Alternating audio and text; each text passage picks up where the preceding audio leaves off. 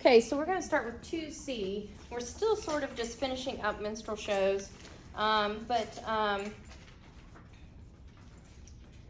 I'd like to point out, and I just kind of want to go back to this, in a minstrel show, and this kind of answers your bell ringer a little bit, the plot was minimal, if any. So there wasn't necessarily like a storyline to a minstrel show. It might have had an overall theme, but it didn't have a story. It wasn't like, you know, Joe meets Jill, they fall in love, happily ever after. There's no necessarily story. It was minimal, if there was even any to begin with. Some of the show was drawn from, and I'm just going to kind of do like a little sub thing here, was drawn from the following: comic dialogue,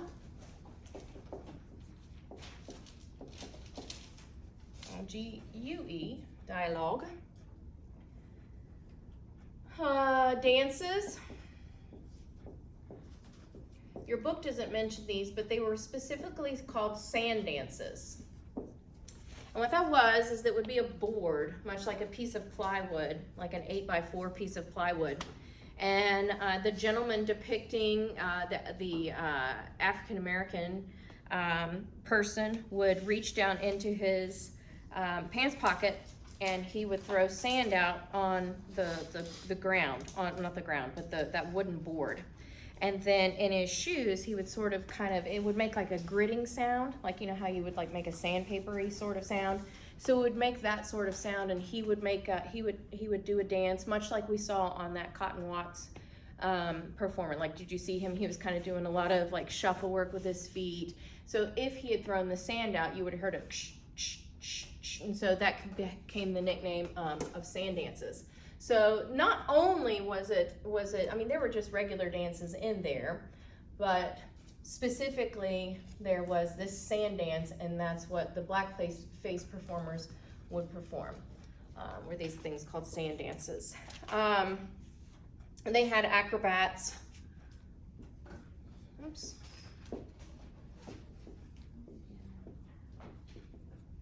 Now, just because Blackface Minstrel said we focused on that, there were just white performers, being white performers, as you saw in that. They were generally the leaders of the show. Whatever the musicians were, white people dressed as African Americans, depicting them in very stereotypical, their own stereotypes that they had made up.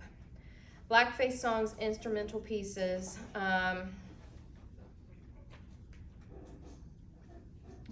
The music was incidental.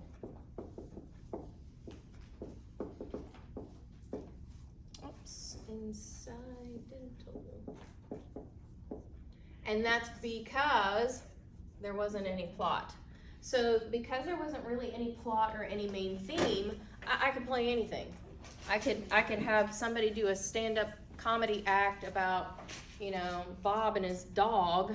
And then I could also have a piece of music about, I don't know, looking at the moon and it being beautiful. And just because it just didn't relate, So incidental means it just didn't have, it was just there because they liked it.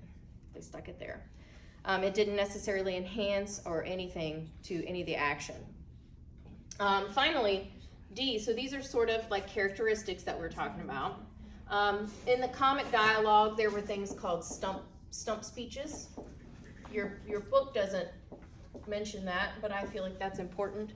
A stump speech is usually a political speech, and they would literally bring in a stump and set it down in the middle, and it sort of acted like a guy. So, a guy would strike this sort of pose, and he would begin to talk about the politics of the day. So if you've ever seen Saturday Night Live and you've seen the news section where they will have like the evening news at and they kind of poke fun at politics, that's kind of what this is. So the gentleman, he was usually dressed in blackface, not always, but he would come up and he would put his foot up on the stump like this, and he would basically give his political opinion. So it was this posturing that kind of made it humorous. If he just stood up there and had this sort of deal, I don't know. I don't know necessarily why the stump, but I guess maybe getting down on people's level, maybe. So he would put his foot up and be like, okay, you know, the president, gosh, what's his deal? You know, whatever he was doing. But it was generally political, and you can write it there as political. But his stump speeches were usually comedic. And again, it's kind of akin to that news section that you see on SNL. So, and that's kind of where a lot of these things have come from. I mean, really, if you think about SNL, it's all comedy all the time. It's not necessarily, and it has some musical aspects in it, doesn't it? They'll do spoof singing, they'll do parodies, they'll have a special guest come in, a singer. And so these sort of art forms that have persisted through time have all their roots in this. We don't really necessarily see acrobatic in SNL, but okay. But we see a lot of the other things. All right, and finally, we'll close with this on Blackface Minstrel, is that black minstrel shows, and I already mentioned this, but we didn't put it in our notes.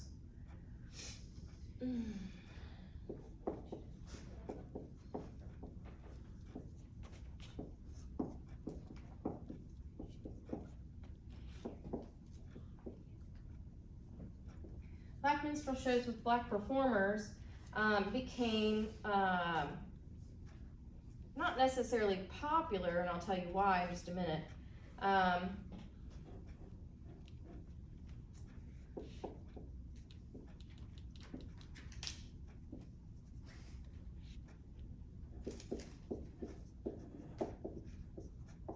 In Georgia.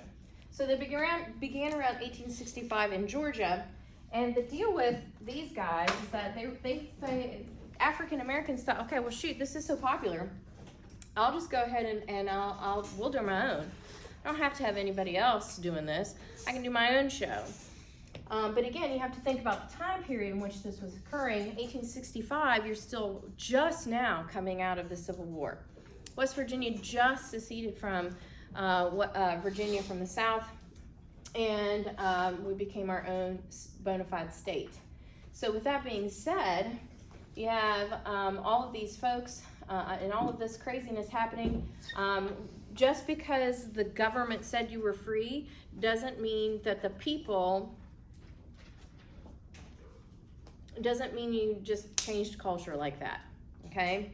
So you were still, okay, so they put it into law, slavery has ended, okay?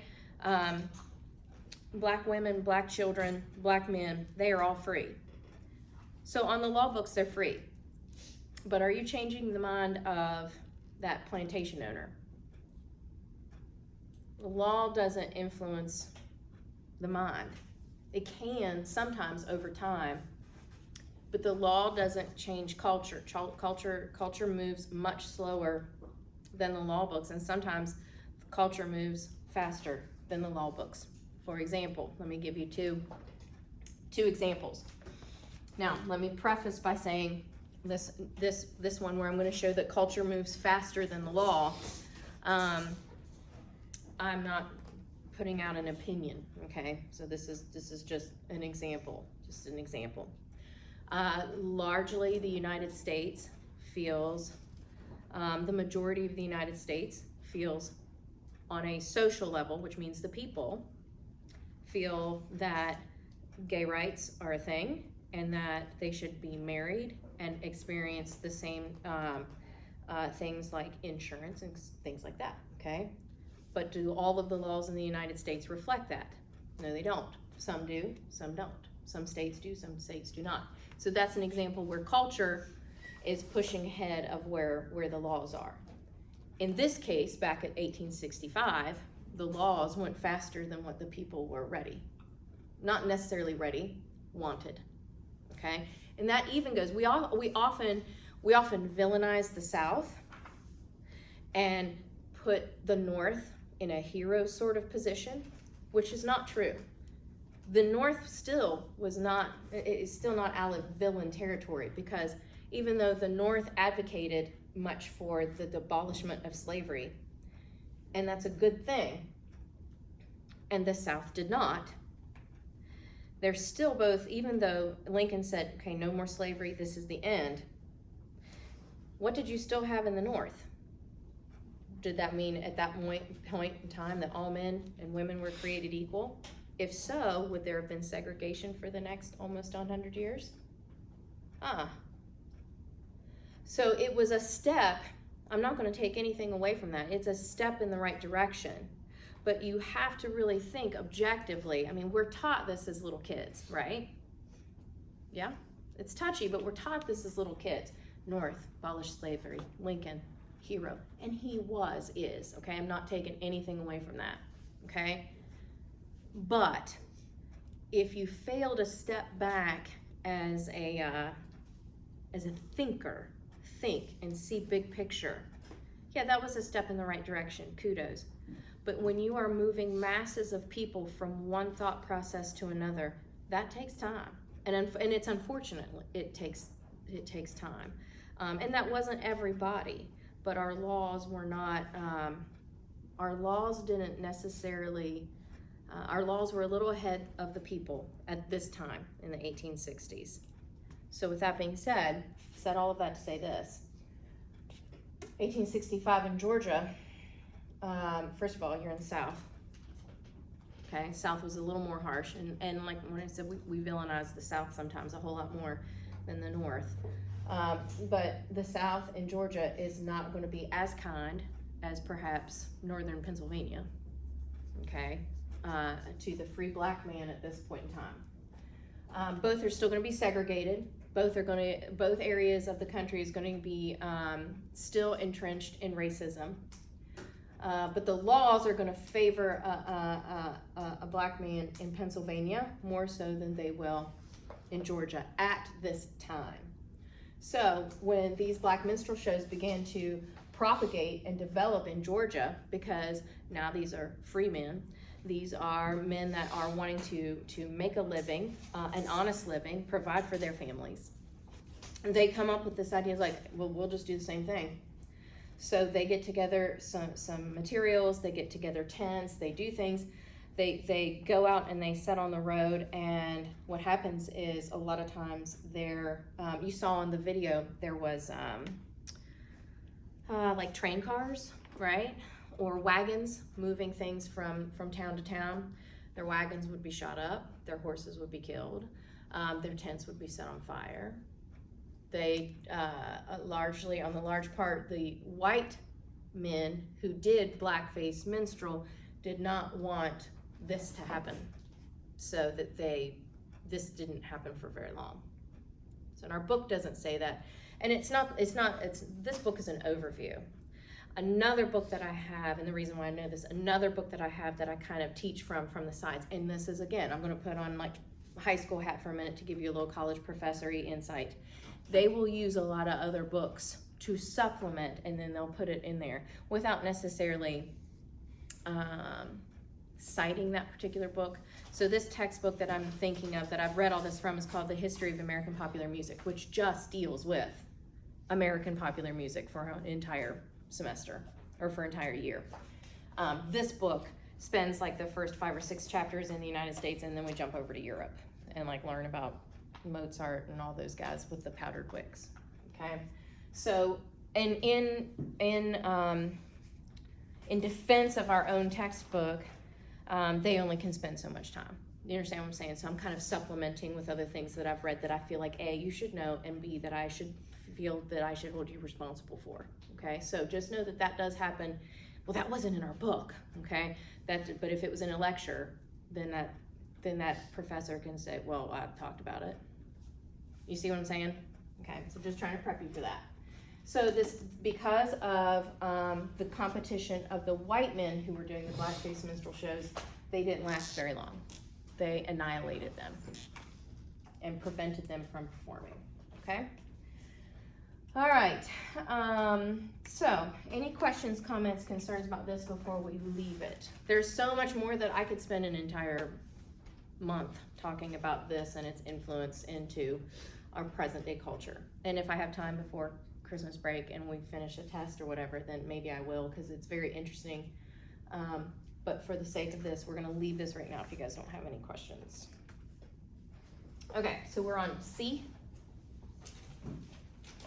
3. Oh yeah. Yeah. Okay, C. My markers are like trash. my markers are trash today. Yeah.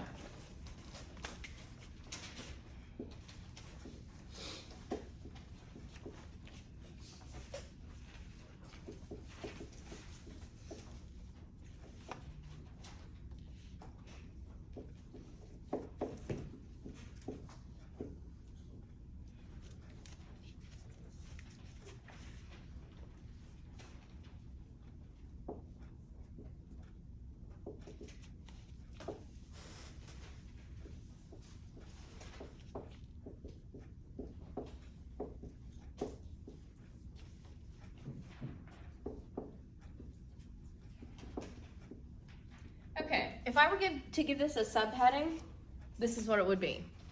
So 20th century and beyond, if I were to give this a subheading, it would be the merging of European and African styles and traditions.